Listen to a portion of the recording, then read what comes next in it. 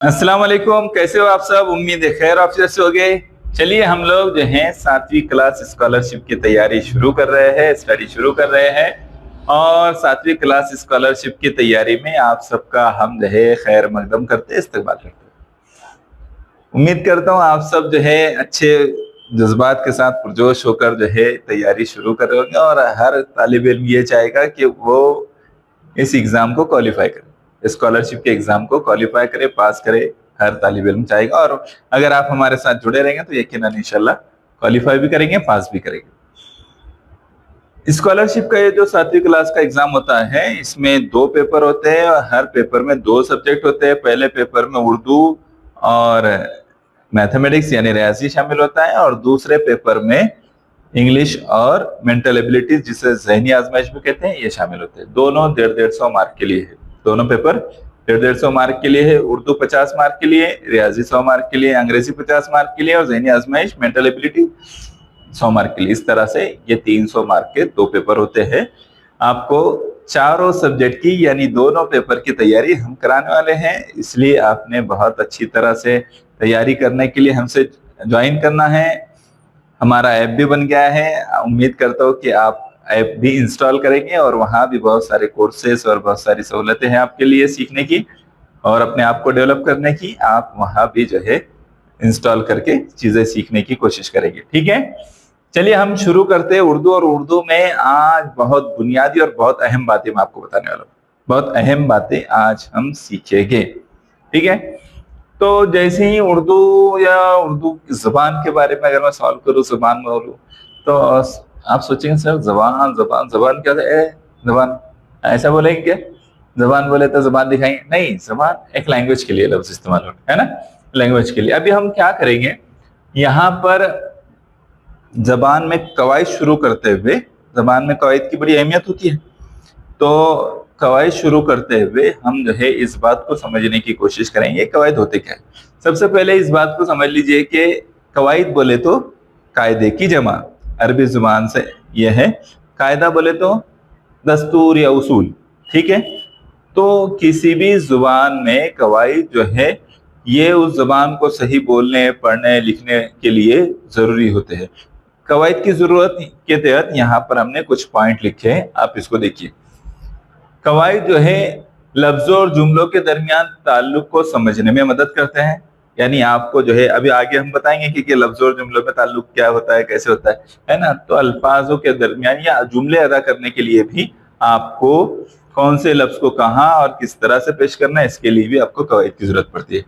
फिर जबान को सही अंदाज में बोलने के लिए, लिखने के लिए आपको जो है कवायद की जरूरत पड़ती है। अगर आपको कवायद ना आता हो तो हो सकता है आप बोलने में जो है कई तरह की मिस्टेक करे या लिखे तो कई तरह की गलतियां हो जाए, है ना। अगर खामियों से और गलतियों से बचना है तो इसका मतलब उस जबान में आपको कवायद का जानना जरूरी है। जिस भी जबान में आप लिखना या बोलना चाहते हैं तो आपको उस जबान का कवायद आना चाहिए, ठीक है। अगली बात, अपने ख्यालात का इजहार करने के लिए, अभी मैं अपनी बात आपको सुना रहा हूँ, है ना, कुछ बातें मैं आपसे शेयर कर रहा हूँ, तो मुझे ये बात बोलने के लिए भी कवायद का आना जरूरी है। अगर कवायद नहीं आएंगे तो मैं कहीं पर कुछ का कुछ बोल जाऊंगा, है ना। तो इस तरह से बात बहुत अच्छी तरह से वाजे नहीं हो पाएगी। अगर बात को वाजे तौर पर दूसरों तक पहुंचाना है तो भी कवायद का आना जरूरी है। और एहतराम वगैरह से मुतालिक भी कवायद की जरूरत पड़ती है। जैसे बड़ों के लिए हम आप कह रहे हैं, है ना, छोटे के लिए तुम कह रहे हैं, तो ये एहतराम के लिए भी हमको इस तरह के अल्फाज का ख्याल रखना पड़ता है, ठीक है। चलिए अभी हम क्या करते हैं, जबान और बोली के दरमियान फर्क समझ लेते हैं, है ना। कई मरतबा कंफ्यूजन होते हैं कि जबान क्या, बोली भी जुबान है, जुबान भी बोली है ना। सवाल आते हैं क्या दोनों एक ही है या अलग अलग है, तो दोनों में कुछ फर्क है। आज हम उसी फर्क को समझेंगे। देखो यहाँ पर 2 कॉलम में अलग अलग अंदाज में बातों को समझा गया। जो जबान होती है, जबान जो है लिखी भी जाती है, बोली के साथ साथ बोला भी जाता है जबान को और वो लिखी भी जाती है। लेकिन बोली सिर्फ बोली जाती है ना, लिखने में नहीं आती है ना। लिखने में आती है क्या? नहीं। जैसे मैं एक मिसाल देता हूँ, खानदेशी, खानदेशी एक बोली है। फिर जो इधर धुलिया साइड में जो बोलते हैं, धुलिया मालेगांव साइड में, ईरानी बोलते हैं कुछ लोग उसको, लेकिन पता नहीं वो कौन सी जुबान है, कौन सी बोली है, सॉरी जुबान तो नहीं, बोली है। तो वो बोली जाती है लेकिन लिखी नहीं जाती, है ना। अगर वो लोग भी खत या मजमून लिखेंगे तो उन अल्फाज का इस्तेमाल नहीं करते जो वो बोलते हैं आमतौर पर, है ना। वो लिखने वाली कवायद के साथ में जो है, जो उर्दू जुबान है उसका इस्तेमाल करते हैं। फिर जुबान जो है, बोली में क्या और जुबान में क्या फर्क है? तो दिल की बात और एहसासात के इजहार का मुकम्मल जरिया क्या है? तो जुबान है। मखसूस और महदूद इलाकों तक महदूद रहती है बोली। बोली की लिमिटेशंस होती हैं, जैसे खानदेश के इलाके में एक बोली जा रही है, मालेगांव धुलिया के साइड में एक बोली जा रही है, औरंगाबाद साइड में एक बोली जा रही है, विदर्भा में कोई बोली बोली जा रही है, ऐसे अलग अलग इलाकों में, हैदराबाद में हैदराबादी बोली जा रही है। तो महदूद इलाकों के हिसाब से ये महदूद होती है, ठीक है। ज़बान जो है, एक ज़बान को पूरी तरह वजूद में आने के लिए सैकड़ों बरस लग जाते हैं, सैकड़ों बल्कि हजारों भी लग जाते हैं। तो जब वो पूरी तरह से एक ज़बान की शक्ल इख्तियार करती है। लेकिन बोलियां जो है इब्तदाई इशारे वगैरह जो मकामी आवाज़ों पर मुश्तमिल होती है, यानी कुछ कभी कभी तो ये होता है 15-20 किलोमीटर का एरिया चेंज करने के बाद भी आपको वहाँ की बोली में फ़र्क महसूस होगा, है ना। तो कुछ उनके इशारे, कुछ उनके जो है अल्फाज ऐसे रहेंगे जो दूसरे इलाके में नहीं पाए जाते, या नहीं समझे जाते हैं, या नहीं बोले जाते। तो इस तरह से बोली और जुबान के दरमियान में फ़र्क है। बात समझ में आई? आप रोजाना में जो कुछ बोलते हैं अपने इलाकाई अल्फाज को शामिल करके, तो वो आपकी बोली है। लेकिन आप किताब में जो पढ़ते हैं या लिखते जो हैं, वो आपकी जुबान है। और जुबान को बोलने के लिए कवायद की जरूरत होती है, ठीक है। जुबान को लिखने के लिए कवायद की जरूरत होती है। चलिए आगे बढ़े। अब हम एक एक बात को समझने की कोशिश करेंगे। अभी हम सबसे पहले क्या समझने की कोशिश करते हैं कि जबान की जो बुनियादी ईंट है, जहां बुनियाद रखी जाती है जुबान की, वो है हर्फ, है ना। तो ये हर्फ क्या होता है? हाँ, आपके जहन में भी सवाल आ गया होगा, जैसे मैंने बोला कि हर्फ, तो आपके जहन में सवाल आ गया होगा, हर्फ तो बहुत बार सुना हो, लेकिन किसको बोलते? गड़िया, गड़िया भी बोलेंगे आप अगर इलाकाई जुबान का कुछ है तो सोचने लग जाएंगे कि हर्फ क्या है। तो हर्फ क्या है दरअसल में, तो यहाँ देखो, उसको बहुत आसान अंदाज में, खूबसूरत अंदाज में लिखा है। जबान और मुंह के दरमियान होने वाली जुम्बिश, हरकत, जुम्बिश यानी हरकत से जो बुनियादी आवाज निकलती है उसे हरकत है। यानी जबान और हलक, मुंह में जो कुछ हरकत पैदा करके क, म, ज, श, ये जो कुछ हरकत से जो आवाज पैदा हुई, तो ये क्या कहलाएगी? हर्फ। क्या कहलाएंगे? हाँ, हर्फ, इसको हर्फ कहेंगे, ठीक है। अब यहां पर एक और चीज को याद रखिए कि कितने हुरूफ है हमारे पास में हुरूफ तहज्जी में? तो 37, है ना। कितने हैं? 37 हमजा मिलाकर। तो अब वो जो हुरूफ है, तो हुरूफ की आवाजें हैं, ठीक है। जैसे मैंने यहां लिखा, क्या लिखा? जीम, है ना। यहां मैंने लिखा मीम।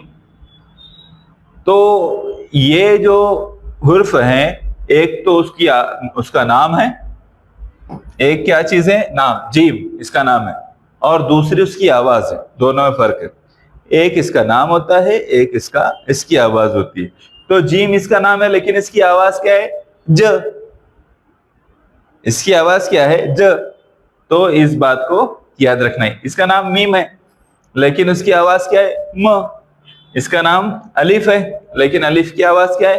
अ। तो आपने इसको याद रखना है। यहाँ पर इल्म हिज्जा के बारे में एक अहम बात बताई गई है, उसको समझ लीजिए। इल्म हिज्जा में हुरूफ की शक्ल और उनकी बारीकियों का मुताला किया जाता है। इल्म हिज्जा क्या कहलाता है? किसको कहते हैं इल्म हिज्जा? तो जहां पर हुरूफ की बारीकियां और उनकी शक्लों के बारे में पढ़ाई की जाती है, मालूम किया जाता है, इल्म हासिल किया जाता है, तो वो इल्म हिज्जा कहलाता है। सबसे अहम उसूल यह है कि हर्फ का नाम और उसकी आवाज मुख्तलिफ हो सकती है ना।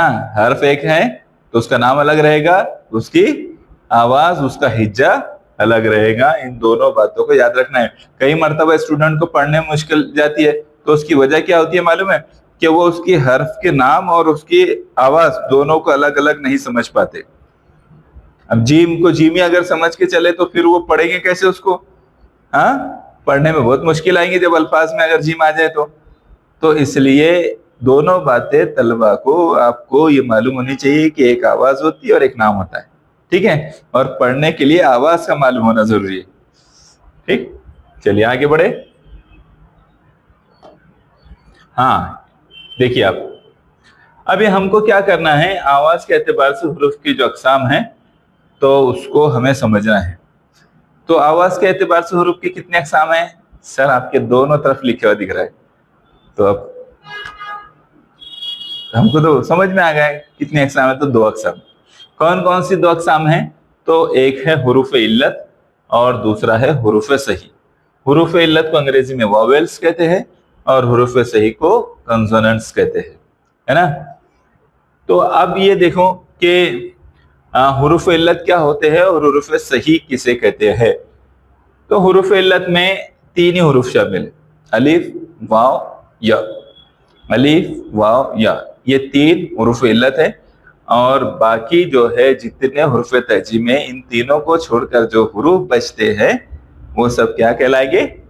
وہ سب کہلائیں گے، بولو ہاں بولو نا، ہاں صحیح، حروف صحیح کہلائیں گے. Very good. ایسا جلدی بولنے کا نا بابا، کا کو اتنا ٹائم لگاتے ہیں.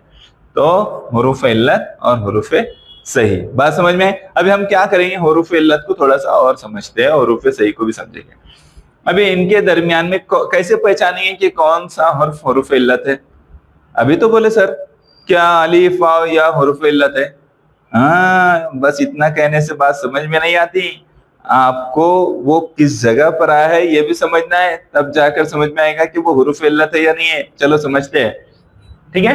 ابھی دیکھو یہاں پر کیا یہ حرف الف واو یا چھوٹی یا بڑی یا چھوٹی یا سوری ہے، تو یہ حروف علت ہے. اس کو پہچاننے کے لیے 3 شرطیں دی گئی. اگر اس میں 3 شرطیں پائی گئی تو سمجھ لینا کہ وہ حروف علت ہے، اور اگر وہ 3 شرطیں نہیں پائی گئی تو سمجھ لینا ہے کہ وہ حروف علت نہیں ہے. تو پھر کیا رہیں گے؟ پھر وہ حروف صحیح ہو جائے گی. ٹھیک ہے. کون کون سی 3 شرطیں ہیں؟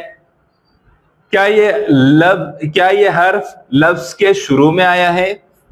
اگر الف واو یا کسی بھی لفظ کے شروع میں نہیں آیا ہے، اگر جواب نہیں میں ہے تو اس کا مطلب وہ حروف علت ہے. اگر وہ کسی بھی لفظ کے شروع میں نہیں آیا ہے تو اس کا مطلب وہ کیا ہے؟ وہ حروف علت ہے. جیسے میں یہاں پر ایک لفظ لکھتا ہوں، کیا لکھا میں نے؟ قوم. ابھی یہ شروع میں واو ہے کیا؟ نہیں ہے نا. تو اس لیے یہ شروع میں نہیں آیا ہے اس لفظ کے، تو یہ حروف علت ہوگا. لیکن جیسے ہی میں اس کو اس طرح سے لکھوں وقار، تو یہاں پر واو جو ہے شروع میں آ گیا، تو اس کا مطلب اگر وہ شروع میں آ جائے تو وہ حروف علت نہیں ہوگا. اس کا مطلب کیا ہوگا؟ پھر حروف صحیح ہو جائے گا وہ شروع میں اگر آ جائے تو. ہاں دوسری بات، کیا اس پر کوئی حرکت زبر زیر پیش آئی ہے؟ اگر نہیں ہے جواب آپ کا، اس پہ کوئی حرکت نہیں آئی، زبر زیر پیش ان تینوں میں سے کچھ نہیں آیا، تو ہی وہ حروف علت ہے. اور اگر یہ آ گیا تو اس کا مطلب یہ ہے کہ وہ حروف علت نہیں ہے. جیسے یہاں پر ایک مثال دی ہوئی، دعوت. کیا دی ہوئے؟ دعوت. آپ کو دعوت نہیں دی ہوئے؟ نہیں تو آ جائیں گے بولے دعوت دی ہوئے کھانے کی. ہاں تو یہ دعوت لکھا ہوا ہے، دعوت میں واو پر زبر کی آواز ہے، زبر ہے دعوت. ہاں تو اس لیے یہاں پر واو جو ہے حروف علت ہوگا کیا؟ نہیں. کیوں؟ کیونکہ اس کے اوپر زیر زبر پیش ان تینوں میں سے ایک یعنی زبر آ گیا ہے، اس لیے یہ حروف علت نہیں ہوگا. اگر نہیں آتا ہے ان میں سے کوئی بھی تو تب جو ہے وہ حروف علت ہوگا. اور تیسری پہچان، کیا یہ زبر زیر پیش یا جیسی لمبی آواز دے رہا ہے؟ تو اگر اس جیسی آواز اس میں پیدا ہو رہی ہے تو وہ جو ہے حروف علت ہوگا. اس جیسی آواز، تو وہ کیا رہے گا؟ وہ حروف علت رہے گا. تو بات سمجھ میں آئی؟ 3 باتیں ہیں. ایک کہ وہ اس میں جو حروف علت والے حروف ہیں وہ لفظ کے شروع میں نہیں آنے چاہیے. دوسری، اس پر زیر زبر پیش ان میں سے کچھ بھی نہیں آنا چاہیے، اور اس کی خود کی آواز پیش نہیں آنا چاہیے. تیسری ہے نا، زیر زبر پیش نہیں آنا چاہیے. اور تیسری بات کیا ہے؟ اس کی خود کی آواز زیر زبر پیش جیسی آنی چاہیے. ان تینوں میں سے کسی کی، یعنی الف رہیں گی تو اس کی آواز زبر کسی آئے گی، ہے نا. اور واو رہے گا تو اس کی آواز زیر جیسی پیش جیسی آئے گی, اور یا رہے گا تو اس کی آواز جو ہے زیر جیسی آئے گی. ٹھیک ہے, جیسے مثال میں مثال دیتا ہوں. اس تیسری والی مثال کی بات کر رہے میں, تیسرے اصول کی بات. ابھی زبر جیسی بات کرتے ہیں. خالد, یہاں پر الف جو ہے زبر جیسی آواز دے رہا ہے. الف کیا کر رہا ہے؟ زبر جیسی آواز دے رہا ہے. تو اس کا مطلب یہ یہاں پر جو الف آیا یہ کیا ہے؟ حروف علت ہے. ٹھیک ہے. قدیر, قدیر یا جو ہے یہ زیر جیسی آواز دے رہا ہے. تو اس کا مطلب یہ کیا ہے؟ یہ حروف علت ہے. اور یہ جو قوم لکھا میں نے نا, تو یہ قوم بھی جو ہے یہ پیش جیسی آواز دے رہا ہے نا. جیسے یا پھر حقوق, حقوق یا واو جو ہے یہ پیش جیسی آواز دے رہا ہے. تو اس کا مطلب یہ ہے کہ یہ واو حروف علت ہے. یہاں یا جو ہے زیر جیسی آواز دے رہا ہے, اس کا مطلب یہ حروف علت ہے. اور یہاں الف جو ہے زبر جیسی آواز دے رہا ہے خالد, تو اس کا مطلب یہ حروف علت ہے. بات سمجھ میں آئی؟ تینوں باتیں سمجھی نہیں سمجھی؟ ہاں سمجھ میں آئی, ویری گڈ, بہت اچھے. اب آگے دیکھو حروف عطف. حروف کی اقسام بھی دیکھ رہے ہیں نا ساتھ ساتھ. میں اس کی تفصیلات آگے باقاعدہ ایک ایک ٹاپک لے کر بتاؤں گا. یہ حروف عطف کیا ہے, حروف جار کیا ہے, وغیرہ وغیرہ ہے نا. تو یہ الفاظ کی جو ہے 8 اقسام میں شامل ہوتے ہیں, جس میں سے 4 اسم ضمیر صفت فعل ہے, اور 4 کے اقسام میں آپ کو اس میں حروف عطف وغیرہ, یہ حروف جار ہے نا, حروف فجائیہ وغیرہ ہے. ٹھیک ہے. تو میں آپ کو وہ ایک ایک ٹاپک ہم اس کے اوپر لے کے اور اس کو سمجھیں گے. ابھی میں سرسری طور پر یہ کچھ باتیں بتاتا ہوں. حروف عطف کیا ہے؟ تو حروف عطف کس کو بولتے ہیں؟ یہاں ایک تصویر دکھ رہی ہے. جس طرح سے ایک پل جو ہے 2 جگہوں کو جوڑنے کا کام کرتا ہے, ایک جگہ یہ ہے ایک جگہ وہ ہے نا. تو بالکل ویسے ہی حروف عطف 2 لفظ یا 2 جملوں کو جوڑنے کا کام کرتا ہے. جیسے ایک پل جو ہے 2 جگہوں کو جوڑنے کا کام کرتا ہے, بالکل ویسے ہی حروف عطف یہ 2 الفاظ یا 2 جملوں کو جوڑنے کا کام کرتا ہے. کیسے؟ دیکھو ابھی میں آپ کو مثال دیتا ہوں. یہاں پر دیکھو ایک مثال ہے, اگر ہم جاتے تو وہ نہ آتا. 2 جملے ہیں. اگر ہم جاتے تو, یہاں پر تو آ گیا تو ہاں, تو اگر ہم جاتے تو وہ نہ آتا. تو یہ جو لفظ آیا تو 2 جملوں کو جوڑ رہا ہے, اس لیے یہ کیا ہو گیا؟ حروف عطف ہو گیا. یہاں 2 لفظ کو جوڑ رہا ہے, شب و روز. واو, واو کیا کر رہا ہے؟ شب اور روز کو جوڑ رہا ہے نا. لیل و نہار, شب و روز, باغ و بہار ہے نا. تو واو جو ہے یہ اس کو جوڑ رہا ہے. اس کو واو عطف بھی بولتے ہیں ہے نا, واو عطف بھی بولتے ہیں. یہ کیا ہے؟ حروف عطف, 2 لفظوں کو جوڑ رہا ہے. پھر یہاں پر مزید جو بہت سارے الفاظ ہوتے ہیں, اگر مگر لیکن ہے نا, تو اس طرح کے جو الفاظ ہوتے ہیں یہ الفاظ بھی حروف عطف کہلاتے ہیں. کیوں؟ کیونکہ یہ بھی جملوں کو جوڑنے کا کام کرتے ہیں. ٹھیک ہے. تو یہ بات سمجھ میں آئی؟ آگے دیکھو بھیا. ہاں چلو اب ہم کو دیکھنا ہے حروف جار. حروف جار کیا ہوتے ہیں؟ جیسی حروف جار بولے تو سوال ذہن میں آنا چاہیے, یعنی یہاں ذہن میں آنا چاہیے کہ یہ حروف جار کیا ہے بھائی, کیوں رہتے, یہ کیا کام کرتے ہیں یہاں. تو حروف جار ہم کو سمجھ میں آنا چاہیے. حروف جار کسے کہتے ہیں اب اسے ہم سمجھیں گے. وہ حروف جو اسم اور فعل کے درمیان تعلق کو ظاہر کرتے ہیں. بہت آسان بات ہے, حروف جار سمجھنا بہت آسان ہے, زیادہ کنفیوژن کی ضرورت نہیں ہے. وہ حروف جو اسم اور فعل کے درمیان تعلق کو ظاہر کرتے ہیں تو وہ کیا کہلاتے ہیں؟ حروف جار. کام کہاں اور کیسے ہوا یہ اس سے پتا چلتا ہے. ابھی یہ اس کے ذریعے سے, مشین کے ذریعے سے بات, اس امیج کے ذریعے سے بات کو سمجھانے کی کوشش کی گئی. ابھی یہاں پر میں مثال دیتا ہوں آپ کو. ٹھیک ہے. ہاں, عادل کرسی پر بیٹھا ہے. تو یہاں کرسی کیا ہے؟ اسم ہے, اور بیٹھا فعل ہے, بیٹھنا ہے نا. تو اسم اور فعل کو جوڑنے کا کام کس لفظ نے کیا؟ پر, ہے نا. तो इसलिए ये क्या हो गया, हुरूफ जार। ओके, हुरूफ जार, कुर्सी पर बैठने का काम हुआ है।